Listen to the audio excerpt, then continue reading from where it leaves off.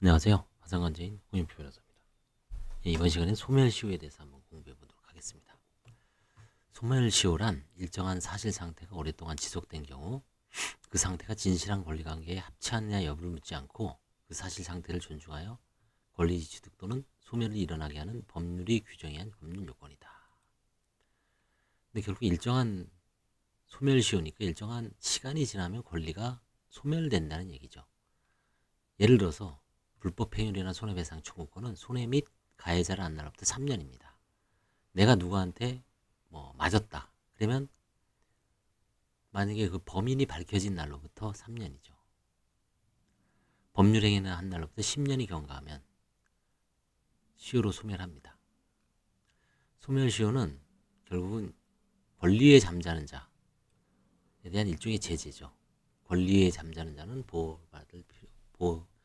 권리에 잠자는 자는 보호받을 필요가 없다. 보호받을 수 없다. 이런 거죠. 결국은 취득시효와 소멸시효가 있는데 이제 취득시효는 일반인들은 잘 몰라도 됩니다. 결국은 이제 그 소멸시효보다는 취득시효가 이제 중요하죠. 취득시효보다는 소멸시효가 중요하죠. 그래서 채권은 여러분들이 이제 누구한테 돈을, 이건 이제 채권자 입장에서는 소멸시효를 잘 관리해야 되고 채무자 입장에서는 소멸시효가 소멸됐는지를 잘 따져야 됩니다. 결국은 채권은 채권자 입장에서는 소멸시효로 소멸되지 않게 관리해야 되죠. 채권 회수가 불가능하다고 아무런 조치를 취하지도 않은 채 방치하면 채권 회수가 불가능하죠. 유명한 얘기죠. 법은 권리에 잠자는 자를 보호하지 않는다.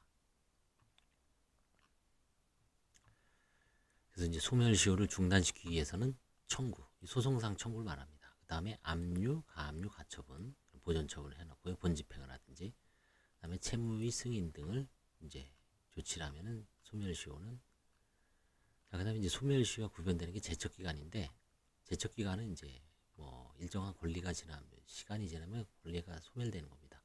사행위 취소 청구권이 대표적인 이제 제척기간이죠. 채권자 취소권은 취소의 원인 안 날로부터 1년, 법률행위가 갔은 날로부터 5년.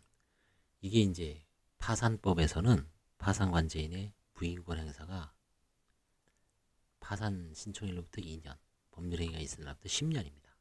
제척기간이 2배로 연장되죠.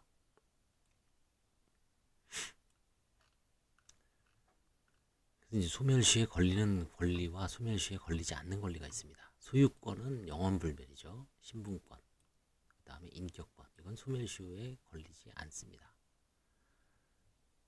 그 다음에 이제 나머지 재산권은, 소유권 이외의 재산권은 소멸시효에 걸립니다. 점유권은 점유를 상실하면 땡이죠. 소유권은 소멸시효에 걸리지 않고요. 유치권도 유치권을 점유를 상실하면 소멸되고, 질권도 마찬가지입니다. 근저당권도 채권 내 부정성 때문에 10년 지나면 말소가 되죠. 그래서 소멸시효에 걸리지 않는 권리, 소멸시효에 걸리는 권리, 이렇게 구분할 수 있습니다. 채권은 이제 시간 1년, 3년, 5년, 10년 이런 식으로 나눠져 있죠. 법에 따라서. 물권, 지상권, 지역권, 전세권 다 소멸시효에 걸립니다.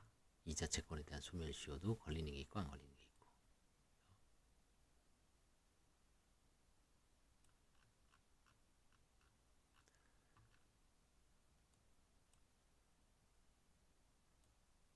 이제 물권인 점유권, 소유권, 유치권, 질권, 근저당권은 소멸시효라는 거를 걸리지 않습니다. 다만 근저당권은 점유권과 유치권은 점유를 하는 권리로 점유가 계속되는 게 존속하고, 점유를 상실하면 소멸시효가 아니라 그냥 권리 자체가 아웃되죠. 유치권도 마찬가지입니다. 피담보 채권이 상실하면 유치권도 소멸하고, 근저당권도 마찬가지입니다. 근저당권도 채권이 소멸시효에 걸리면 그 부종성 때문에 근저당권도 아웃되죠. 등기청구권은 이제 채권적 청구권이니까 10년의 소멸시효에 걸리지만, 다만 부동산 인도받아 점유하는 경우에는 10년이 경과하여도 소멸시효에 걸리지 않습니다. 그 유명한 예전부터 확립된 판례죠. 소유권 이전 등의 청구권. 그래서 일반인들은 채권, 지상권 이런 거는 볼 필요 없고 가장 관심 있는 게 이제 저거죠. 이제 몇 년이냐 그거를 한번 확실하게 공부해 주시면 돼요.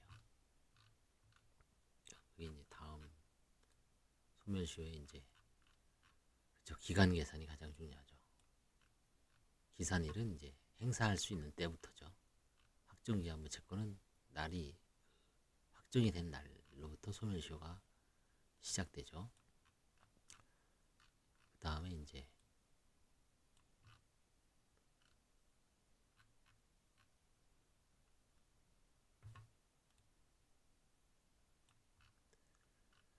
기한을 정한 채권은 그 기한이 있을 때부터, 불확정 기한은 객관적으로 도래한 날로부터, 그 다음에 이제 기한을 정하지 않은 채권은 이제 기한을 독촉했을 때부터, 이행지체에 빠졌을 때부터 이제 하면 됩니다. 그래서 소멸시효는 이제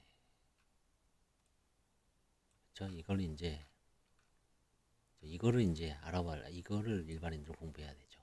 민법상 소멸시효 기간, 이걸 공부하기 위해서 결국은 자, 영구 소멸시효는 지상권은 당사자 간의 합의에 영구로도 소멸시효를 정할 수 있습니다. 지상권, 영구 소멸시효. 그러니까 소멸시효 걸리지 않게 영구의 지상권, 뭐 100년으로 정할 수도 있죠. 그 다음에 지상권은 건물 구조에 따라 30년 소멸시효를 적용한다. 그 다음에 20년 소멸시효 채권이다. 채권 및 소유권 이외의 재산권. 채권 및 소유권 이외의 채권은 10년이죠. 소유권은 소멸시효가 없죠. 채권 및 소유권 이외의 재산권은 20년간 소멸시효입니다. 대표적인 게 지상권 30년, 15년, 5년. 전세권은 10년. 건물에 대한 전세. 그 다음에 이제 가장 일반적인 게 10년은 이게 이제 일반인들이 이걸 알아두시면 됩니다. 소멸시효 채권이죠. 그 다음에 물품 대금은 3년, 대여금 채권은 10년이죠. 그 다음에 이제 판결로 완성된 채권, 지급명령, 이행공고결정, 조정조서, 청구인락조서, 배상명령, 협동조합 및 새마을금고 등 사업상 발생채권, 유상분배 청구권, 이득상환 청구권, 수표죠. 이거는 회생채권자표, 파산에서 일반 회생담보권자표, 파산채권자표, 이런 경우는 판결하고 동일한 효력이기 때문에 10년으로 이제 파산과 관련해서 말하면 파산 신고를 하고 파산 채권자표가 완성돼서 면책 불허를 받으면 그 파산 채권자표에 기해서 10년간 채무자의 어떤 재산에 대해서 강제 집행을 할 수가 있습니다.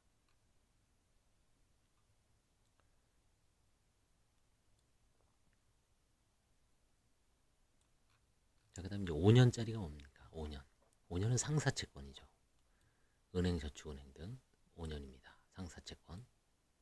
카드 대금 5년입니다. 주주의 이익배당 지급 청구권도 5년입니다. 사채이자, 이 사채이자는 회사채를 말하는 거죠. 청구권 5년입니다. 다만 농협, 수협, 새마을금고, 신용협동조합은 민사행위에 해당되어 그 거래 상대방의 여신거래행위가 민사행위에 해당될 때는 그 채권의 소멸시효 기간은 10년에 해당됩니다. 예를 들어서 조합원을 위한 주택대출 및 학자금 대출. 하지만 상행위에 해당될 때는 채권의 소멸시효 기간은 5년입니다. 농협에서 우리가 돈을 빌릴 때는, 일반인들이 빌릴 때는 상사채권이죠. 조합원이 빌릴 때는 10년이고, 이 4년은 저도 처음 봤는데 있네요. 4년 소멸시효 채권. 이거는 이제 일남 말급, 만기 1, 일남 출급 어음. 그렇죠? 1년 플러스 3년이기 때문에 4년이라는 전 처음 보네요. 그 다음에 3년 소멸시효. 이게 이제 상당히 있습니다. 이걸. 그래서 3년 소멸시효는 잘 봐둬야 됩니다. 일반인들 입장에서. 도급. 그리고 이제 공사대금 채권이죠. 도급. 공사에 관한 채권. 그 다음에 생산자 및 상인이 판매한 생산물 및 상품의 대가. 이제 뭐 예를 들어서 외상값, 그죠? 마트 같은 데서 그 외상값 3년이라는 얘기죠. 그 다음에 수공업자 및 제주자의 업무에 관한 채권, 그것도 3년이죠. 의사, 우리가 의사의 진료비, 치료비, 뭐 병원비, 이거 다 3년이죠. 변호사도 마찬가지입니다. 변호사 수임료 3년이죠.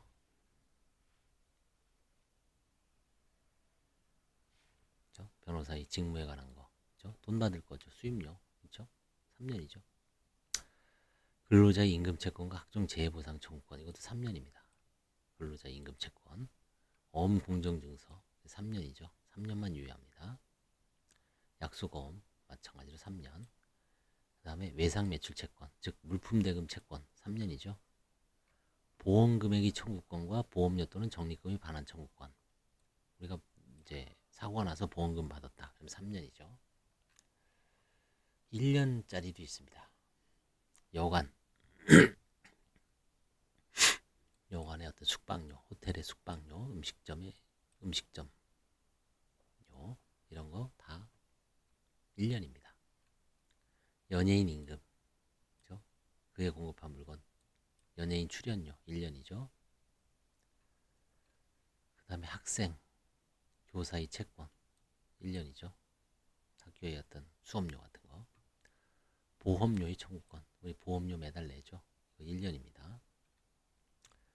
소지인이 배서인, 황원원 발행된 상한 청구, 이건 운송인에 대한 채권, 그렇죠? 1년입니다. 창고 1년. 그래서 3년하고 1년하고 차이가 있으니까 좀 알아두셔야 되죠. 3년, 6개월도 있습니다. 6개월은 이제 주로 수표이기 때문에 일반인들은 해당되는 게 없습니다. 상사는 5년이죠. 5년간. 그래서 이제 은행이 대출 채권, 카드사의 카드 채권은 상사 채권입니다. 소멸시효가 5년입니다. 은행의 대출 이자 채권은 상사 채권이지만 원칙적으로 아까 이자 있죠. 3년입니다.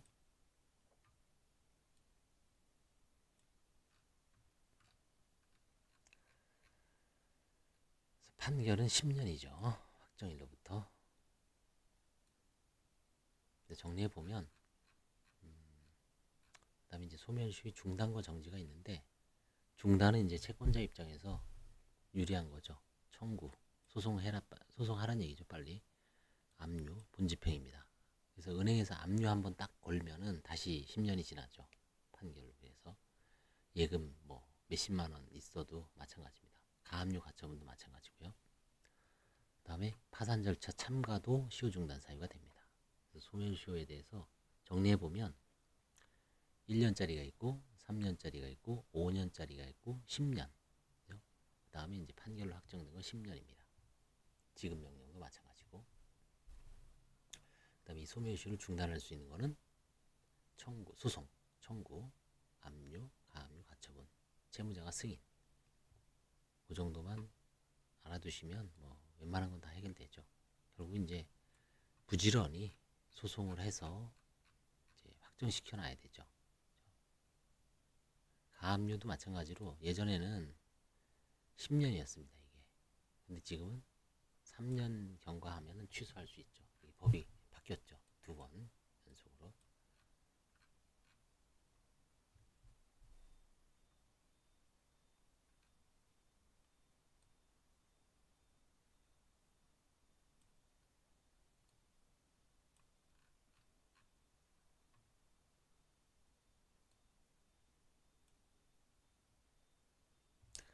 다만 이런 게 있습니다. 가압류에서 시효 중단의 효력은 가압류 집행보전의 효력이 존속하는 동안, 그러니까 가압류가 등기부에 계속 기재되어 있는 동안은 존속이 됩니다. 취소하기 전까지는. 이 판례는 뭐 워낙 옛날부터 유명한 판례죠. 이거는 안 변했네요. 그렇죠? 계속 이거는.